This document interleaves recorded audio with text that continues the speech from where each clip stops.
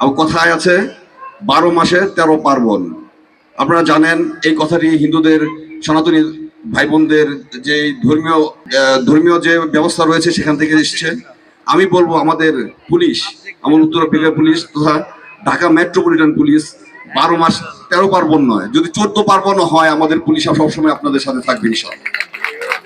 আপনারা পূজা উদযাপন কমিটির এখানে নবনির্বাচিত যারা কমিটির নির্বাচিত হয়েছেন, আমাদের পুলিশের সাথে আপনাদের ভলান্টিয়ার এবং স্বেচ্ছাসেবক ভাইদেরকে আমি বিনীত অনুরোধ রাখবো আমাদের সাথে নিবিড়ভাবে একটা সম্পর্ক তৈরি করার জন্য।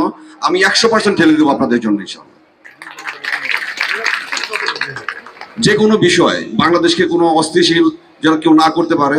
বাংলাদেশের বিশেষ করে আমরা হিন্দু এবং মুসলমান, বাবু গয়েশচন্দ্র রায় মাননীয় এমপি মহোদয় যে কথা বলে গিয়েছেন, আমরা দুটি সম্প্রদায় বিভক্ত হতে পারি, বাট আমাদের ঐক্য কিন্তু একটি, সেটা হচ্ছে বাংলাদেশ।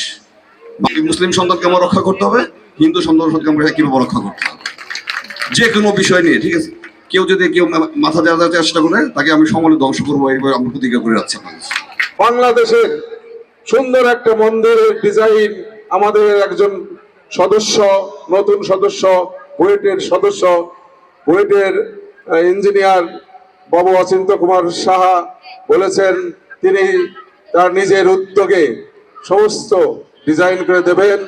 এই ডিজাইন করার পর আমরা এই মন্দিরের কার্যক্রম যাতে সবাই মিলে শুরু করতে পারি সে ব্যাপারে আমি সকলের তথা আমাদের মাননীয় সংসদের নিকট সহযোগিতা প্রত্যাশা করে আজকে আমার এই বক্তব্য শেষ করছি।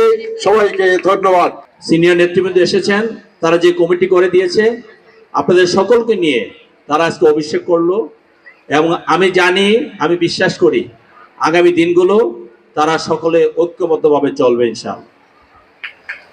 একটি কথা খেয়াল রাখতে হবে, সুদৃঢ় ঐক্য রুখে দিতে পারে সকল ষড়যন্ত্র, এই কথাটা আমাদের মাথায় রাখতে হবে। আমাদের ভিতরে যদি একটা দুষ্ট মানুষ থাকে, সেই দুষ্ট মানুষটা এই সুন্দর পরিবেশটা নষ্ট করে দিবে।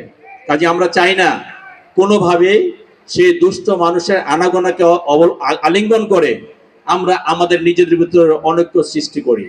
আমি আজকে এখানে সিনিয়র নেতৃবৃন্দের সামনে আমি আশা করব আপনারা, ওনারা যে বক্তব্য দিয়েছে যে উত্তরা সার্বজনীন পূজা উদযাপন কমিটি, সার্বজনীন সকলের গ্রহণযোগ্য, ওনারা যে বক্তব্য দিয়েছে সেই কথাটা যাতে আমরা অক্ষরে অক্ষরে পালন করি। মন্দিরগুলো একটু পাহারা দেওয়ার ব্যবস্থা করেন। এখানে কিছু মানুষ গোলা পানিতে মাছ শিকার করার চেষ্টা করছে। আমি ঢাকা 18 আসনে যতগুলো মন্দির ছিল প্রতিটা মন্দিরে আমি কমিটি করে দিয়েছি, আপনাদের আমাদের নেতৃবৃন্দের সাথে যোগাযোগ করে, এবং প্রতিটা মন্দিরে তারা সেই পাহারা বসিয়েছে। কারণ আইন শৃঙ্খলা রক্ষাকারী বাহিনীর তত সক্ষমতা ছিল না আর্মি ছাড়া। পুলিশ আমাদের সেখানে সক্ষমতা হারিয়েছিল তৎকালীন সময়ে, যার কারণে আমাদের সহযোগিতা চেয়েছে, আমি তাদেরকে সহযোগিতা করেছি, আমাদের দল তাকে সহযোগিতা করেছে। আমাদের পার্টির তৎকালীন ভারপ্রাপ্ত চেয়ারম্যান জনাব তারেক রহমান স্পষ্ট বলেছিলেন, তোমরা প্রশাসন যেভাবে বলে আমাদের সনাতনী ধর্মাবলম্বী ভাইদেরকে সেভাবে সহযোগিতা করো। তো যাই হোক, পরবর্তীতে আপনাদের সাথে থেকে আমি একটি নির্বাচন করলাম। আপনাদের কাছে আমি আজকে কৃতজ্ঞতা জানাচ্ছি যে 12 ফেব্রুয়ারি যে নির্বাচন হয়েছে একমাত্র আপনারা সনাতন ধর্মাবলম্বী ভাই ও বোনেরা আপনারা ডিক্লেয়ার করেন, ভোট দিতে গিয়েছেন যে আমরা ধানের শীষে ভোট দিব, আমরা এসএম জাহাঙ্গীরকে ভোট দিব। সেই জন্য আপনাদের কাছে কৃতজ্ঞতা জানাচ্ছি। নির্বাচনের পরে তিনি কোনো মন্দিরে যাননি, কোনো অনুষ্ঠানে যাননি। আমি যখন ফোন করেছি তাকে যে দাদা আমার এখানে একটা সনাতন ধর্মাবলম্বী ভাইয়ের অভিষেক হবে, আপনি একটু আসতে হবে, তিনি কিন্তু একবারও বলেননি না আমি যাব না। তিনি বলছে তুমি বলেছো আমি চলে আসব, এবং তার বক্তব্য তো সে বলেছে। সে কিন্তু একবার বলে নাই যে কোথায় হবে, কি হবে, কবে হবে, সেটা বলে নাই। তখন আমি বললাম যে 21 তারিখে সন্ধ্যা 7টায় প্রোগ্রাম হবে। আপনারা দেখেছেন তার শরীর খারাপ, তারপর আজকে 7টায়, জাস্ট 7টার মধ্যে তিনি উপস্থিত আছে। আমি তার ছোট ভাই, তার চেয়ে অনেক, তার দলের কর্মী, তার নিজের কর্মী, আমি 7টার পরে এসেছি। আমি মাইলস্টোনের একটা প্রোগ্রামে ছিলাম, আমি এসে তাকে সরি বলেছি যে দাদা আমার একটু দেরি হয়ে গেছে, মাইলস্টোনের প্রোগ্রামে ছিলাম। এই যে গয়েশ্বরদা এসেছে, গয়েশ্বরদা যে আজকে দেখে গেল আপনাদের ভিতরে যে ঐক্যবদ্ধ মনোভাব, আমি মনে করি তিনিও হিন্দু সম্প্রদায়ের অনেক বড় নেতা, আমাদের বিএনপির অনেক বড় নেতা। তিনি যাতে সবসময় গর্ব করে বলতে পারে যে আমি যে অভিষেকে গিয়েছিলাম সেই অভিষেকের মাধ্যমে বৃহত্তর উত্তরা কমিউনিটি আমি এক করে দিয়েছি এবং তারা এখনো এক আছে, সারা জীবন তারা এক থাকবে। আমি এইটুকু এখন এটা কিন্তু তিনটা শো, একটা না, তিনটা হচ্ছে, হ্যাঁ তিনটা শো, বহু জটিল। এখন যাই হোক, রাজনৈতিক আলোচনাটা আজকে না করাই ভালো। ভালো লাগছে এইটুকু যে ইউটিউবে কখনো কোনো টেলিভিশনের পর্দায় মাঝে মাঝে অনিচ্ছা সূত্রে গান শুনে, কিন্তু সামনাসামনি গান শোনার সুযোগ আমাদের কম হয়, আমাদের জেলা থাকার সুযোগ বেশি হয়।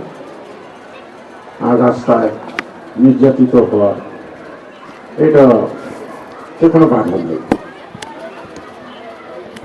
আজকে প্রথম পরপর তিনটি গান পেশাদার শিল্পীদের আমি জানি না, তারা এই অঞ্চলের তাদের গান মনোমুগ্ধকর।